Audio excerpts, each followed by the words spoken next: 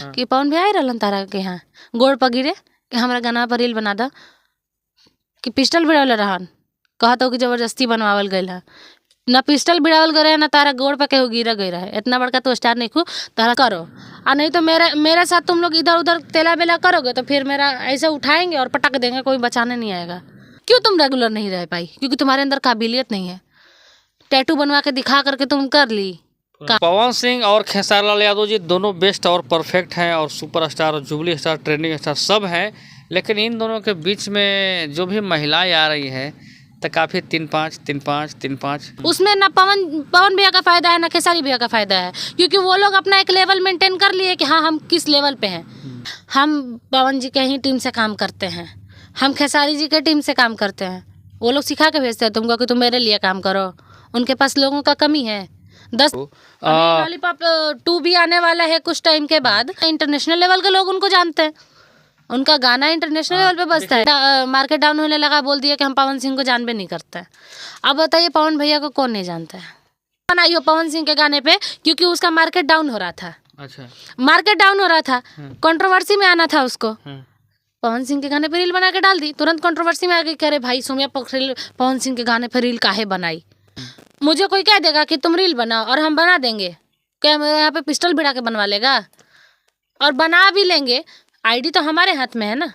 आपका कोई यहाँ पर रेप कर रहा है, जबरदस्ती का बात करें, आपका यहाँ पे कोई रेप कर रहा है, बोलना नहीं चाहिए ओपन वर्ड्स है, लेकिन ये मतलब बोलने पे लोग मजबूर कर देते हैं कभी कभी। जब तक हम नहीं चाहिए, मेरे साथ कोई नहीं, क्यों नहीं आकर के कोई बोलता है कि मेरे गाने पे रील बनाओ?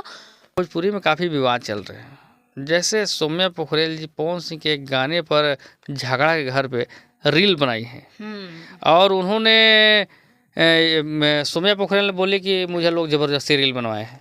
इस पर आप क्या कहना चाहेंगे? सबसे पहली बात तो ज़बरदस्ती जैसा कोई चीज़, आपका कोई यहाँ पर रेप कर रहा है, जबरदस्ती का बात करें, आपका यहाँ पे कोई रेप कर रहा है, बोलना नहीं चाहिए ओपन वर्ड्स है, लेकिन ये मतलब बोलने पे लोग मजबूर कर देते हैं कभी कभी। जब तक हम नहीं चाहिए, मेरे साथ कोई नहीं, क्यों नहीं आकर के कोई बोलता है कि मेरे गाने पे रील बनाओ? ढोड़ी चटना गाना इतना वायरल चल रहा था, उससे पहले बुलेट जी का भी गाना वायरल चल रहा था। काफ़ी सारे ऐसे गाने हैं जो कि मतलब ओपन वर्ड्स हैं, जिसमें मुझे कोई कह देगा कि तुम रील बनाओ और हम बना देंगे, क्या मेरे यहाँ पे पिस्टल भिड़ा के बनवा लेगा? और बना भी लेंगे, आईडी तो हमारे हाथ में है ना। बिल्कुल। अगर हम नहीं चाहेंगे पोस्ट कैसे हो जाएगा? और ये मीडिया क्या बोलते हैं, ये सोशल साइट पे कोई ज़बरदस्ती वाला चीज़ होता ही नहीं है। सबसे बड़ी बात तो ये है कि यहाँ पर कोई ज़बरदस्ती वाला काम नहीं होता है। आपका मन नहीं होगा तब तक आपने बना दी, आपको अच्छा लगा गाना, पवन जी अच्छा गाते हैं नो डाउट, आपको उनका गाना अच्छा लगा, आप रील बना दिए। जब ये चीज़ वायरल होने लगा तो आप कह दिए कि हाँ मुझे ज़बरदस्ती बनवाया गया है। एक चीज़ ये भी हो सकता है कि वो जानबूझ के बनाई हो पवन सिंह के गाने पे क्योंकि उसका मार्केट डाउन हो रहा था। अच्छा, मार्केट डाउन हो रहा था, कंट्रोवर्सी में आना था उसको। पवन सिंह के गाने पे रील बना के डाल दी, तुरंत कंट्रोवर्सी में आ गई। कह रहे भाई सौम्या पोखरेल पवन सिंह के गाने पे रील काहे बनाई? ये भी एक रीज़न हो सकता है, क्योंकि यहाँ पे लोग कंट्रोवर्सी करके भी तो अपना रोटी सेकते हैं।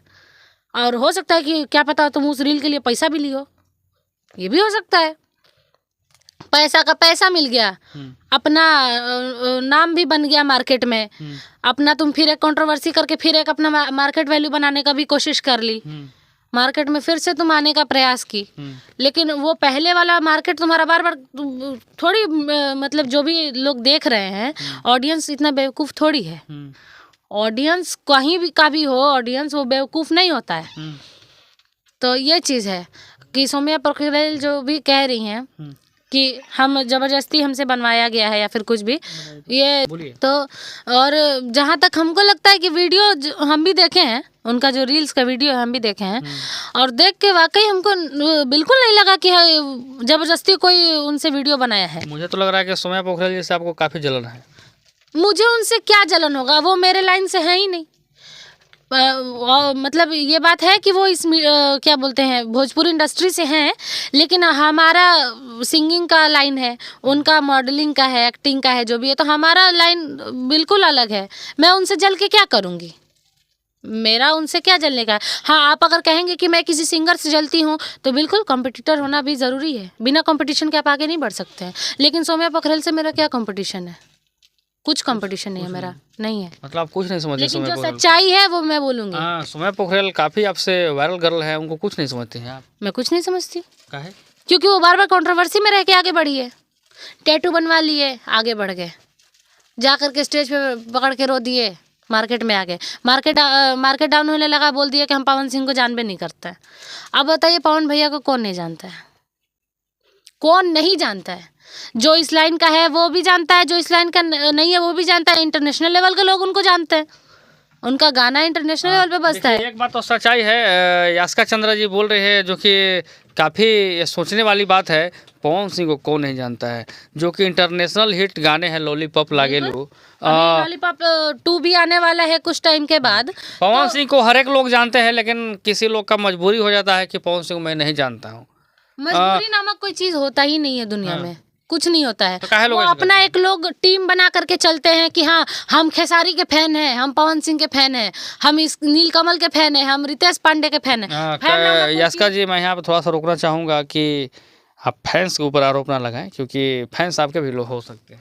बिल्कुल हो सकते हैं, लेकिन मैं किसी को फैंस ग्रुप को मैं नहीं कहना चाहूँगा, लेकिन 2-4 कौड़ी के मैं नचनियों को कहना चाहूँगा कि मैं इनका आदमी हूँ, मैं उनका आदमी हूँ, बिल्कुल मैं इनकी हीरोइन हूँ, मैं उनकी। आप अगर देखिए, सही है, बिल्कुल हाँ ऐसा है कि मैं सिर्फ इनके साथ ही काम करूंगी। नहीं होता है, फैंस हर किसी के हो सकते हैं।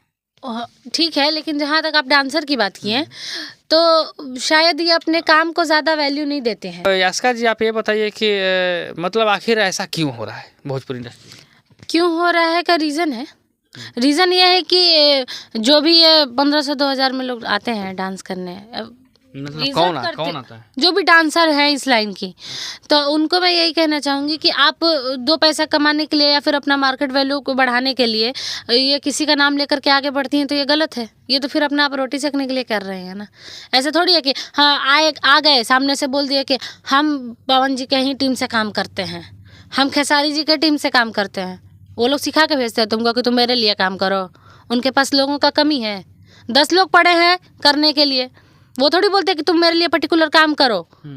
कोई ज़बरदस्ती नहीं होता, कोई जोर ज़बरदस्ती नहीं होता बीच है। में इन लोग जो खेसारी लाल यादव हो या फिर पवन सिंह हो, माने बीच में जो छोटी छोटी कलाकार होती हैं, उन लोग को इतना टाइम है कि हम बोल दिया करे तू हमारे टीम से काम कर भी, ऐसा थोड़ी है। तुमको जिसके टीम से काम करना है तुम अपने स्वेच्छा अनुसार कर सकते हो। जी बिल्कुल। अगर ऐसा होता तो या फिर खेसारी लाल यादव हो या फिर पवन सिंह हो, छोटे छोटे गायिका को भी जगह देते हैं उन लोग गाने के। बिल्कुल देते हैं जगह, अगर आपके अंदर काबिलियत है, थोड़ा सा भी टैलेंट है, अगर आप कोशिश करें बेहतरीन करने का तो बिल्कुल मौका देते हैं। लेकिन पवन सिंह हो या फिर खेसारी लाल यादव जी हो, जो भी हो, आपके बीच में जो भी ऐसा सुपनेखा वाली काम कर रही है, सुपनेखा का अंजाम तो आपने जाना होगा क्या होता है। अगर ऐसा कोई सुपनेखा वाला काम कर रही हैं तो शायद एक महिला है यास्का चंद्रा जी, मैं इन्हें बोल्ड शेरनी मानता हूँ भोजपुरी इंडस्ट्री की, और इनसे ज़्यादा कोई विशेष नहीं। ये बात मैं सच्चाई बोल रहा हूँ कि कोई सुपनेखा वाला भी काम करता है उन लोगों के बीच में? बिल्कुल करता है, लड़वाने का काम करता है। बिल्कुल करता है। आप कोई भी ग्रंथ उठा करके देख लीजिए, ग्रंथ क्या महाग्रंथ कहेंगे, सॉरी, कोई भी महाग्रंथ उठा के देख लीजिए, चाहे वो रामायण हो, महाभारत हो, कुछ भी हो, सबका रीज़न कौन बनी है आज तक? स्त्रियां ही बनी हैं। और ये स्त्रियां में भी उस टाइप की स्त्रियां की जो इधर भी बात कर रहे हैं उधर भी बात कर रहे हैं, और सिर्फ अपने फ़ायदे के लिए, सिर्फ अपने फ़ायदे के लिए। उसमें ना पवन भैया का फ़ायदा है ना खेसारी भैया का फ़ायदा है, क्योंकि वो लोग अपना एक लेवल मेंटेन कर लिए कि हाँ हम किस लेवल पे हैं। वहाँ पर तुमको पहुँचने के लिए तुम उनका नाम ले करके उनको भी मार्केट में बदनाम कर रहे हो, ऐसा थोड़ी होता है। तो ये चीज़ है कि वो ऐसा नहीं है कि वो लोग सिखा पढ़ा के भेजते हैं। कहने का मतलब है कि ना पवन सिंह का गलती है ना खेसारी लाल यादव जी का गलती है, गलती सिर्फ उसमें जो नाचने वाली या फिर रहने वाली साथ में जो महिलाएं हैं चुगलागिरी करती हैं। बिल्कुल यही रीज़न है। तो ऐसे लोगों से क्या करना चाहिए?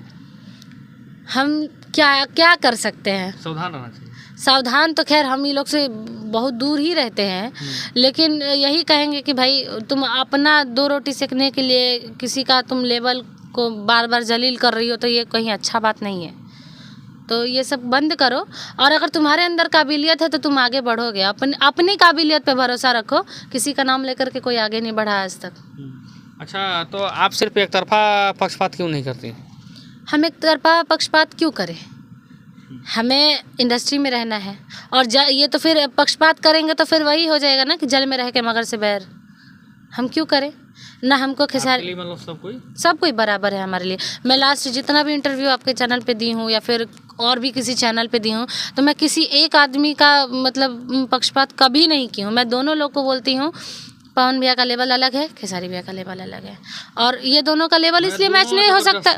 बिल्कुल, दोनों लोग अपने अपने जगह पे स्टार है और कोई इस बात को काट नहीं सकता है। पवन सिंह और खेसारी लाल यादव जी दोनों बेस्ट और परफेक्ट हैं और सुपरस्टार और जुबली स्टार, ट्रेंडिंग स्टार सब हैं, लेकिन इन दोनों के बीच में जो भी महिलाएं आ रही हैं तो काफ़ी 3-5 3-5 3-5 ऐसे से कर रही हैं, और इससे यास्का जी से बेहतर कोई नहीं जान सकता है, और वही लड़ाई लगवाने का काम कर रही हैं। तो शायद ऐसे ऐसे लोगों से दूरी बना कर रहने की ज़रूरत है, वरना लड़ाई कभी ख़त्म नहीं हो सकती। सही है। हाँ बिल्कुल। और इस बात के लिए तो मैं ये कहना चाहूँगी, हम तो खुद विनती करना चाहते हैं पवन भैया से भी और खेसारी भैया से भी। इस बात के लिए हम हाथ जोड़ करके आप लोगों से आग्रह कर रहे हैं कि ये दो चार कौड़ी के लोगों की वजह से आप लोग अपना रिश्ता नहीं खराब करिए। आप लोग एक भोजपुरी के एक स्तंभ है, चाहे वो पवन भैया हो या खेसारी भैया हो। ये लोग गार्जियनशिप का काम कर रहे हैं भोजपुरी में, अगर अभी हैं तो।